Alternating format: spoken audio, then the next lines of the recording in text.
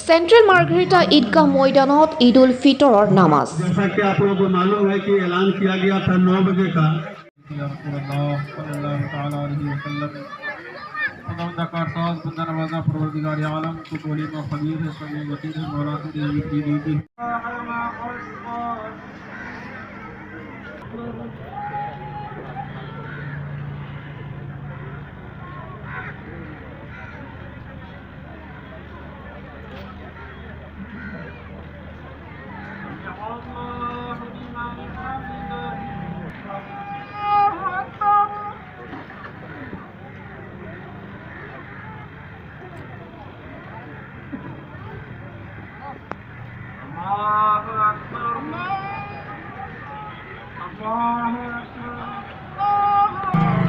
মাহজোৰা ৰমজানৰ ৰোজাৰ অন্তত আজি ইছলাম ধৰ্মৰ পবিত্ৰ ঈদ উল ফিতৰ নামাজ অনুষ্ঠিত হয়। সমগ্ৰ বিশ্বৰ লগতে মাৰ্ঘেৰিটা চেণ্ট্ৰেল ঈদগাহ মৈদানতো পবিত্ৰ ঈদৰ নামাজ অনুষ্ঠিত হয়। আজি পুৱা 9:30 বজাত মাৰ্ঘেৰিটা নগৰস্থিত চেণ্ট্ৰেল ঈদগাহ মৈদানত পবিত্ৰ ঈদ উল ফিতৰ নামাজৰ কাৰ্যসূচী আৰম্ভ হয়।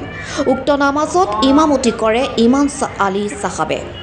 মাৰ্ঘেৰিটা আৰু ইয়াৰ পাৰ্শ্বৱৰ্তী অঞ্চলসমূহৰ প্ৰায় 4 সহস্ৰাধিক ইছলাম ধৰ্মাৱলম্বী ৰাইজে নিজ নিজ জাই নামাজ লগত লৈ পুৱা 9:30 বজাৰ আগতেই ঈদগাহ মৈদানত উপস্থিত হৈ বিশ্ব শান্তিৰ বাবে আল্লাহৰ ওচৰত দুৱা প্ৰাৰ্থনা জনায়।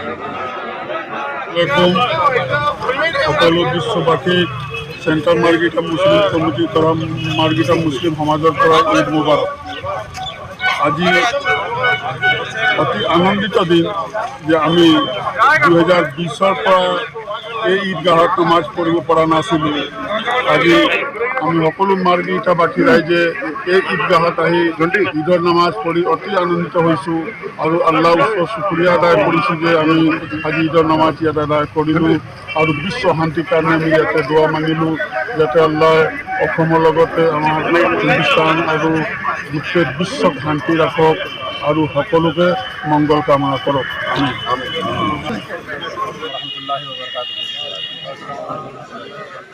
अल्लाह का बहुत बड़ा एहसान और करम है कि तकरीबन 3 से 4 साल के बाद हम यहाँ के जो है मार्घेरिटा के तमाम बाशिंदों ने मिलकर के इस ईदगाह में हम सबों ने मिलकर के ईद की नमाज़ अदा की और काफ़ी दिनों से सभी हजरात जो है मुश्ताक थे इसके कि जो है कम से कम ईद की नमाज़ जो है ईदगाह में अदा की जाए तो बेहतर होता, लेकिन अल्लाह तबारक व तआला का बहुत बड़ा एहसान और करम हुआ कि हम लोगों को ये मौका इनायत फरमाया। बारगाह खुदाबंद में हम सबों ने जो है ईद की नमाज में जो है दुआ की कि पूरी आलम इस्लाम में और बिलखुसूस हिंदुस्तान और आसाम की धरती पर अमन और सुकून कायम और दायम रखे। अल्लाह की बारगाह में दुआ है कि हम सबों ने जो ईद की नमाज अदा की, यह जो है कबूल का जामा था।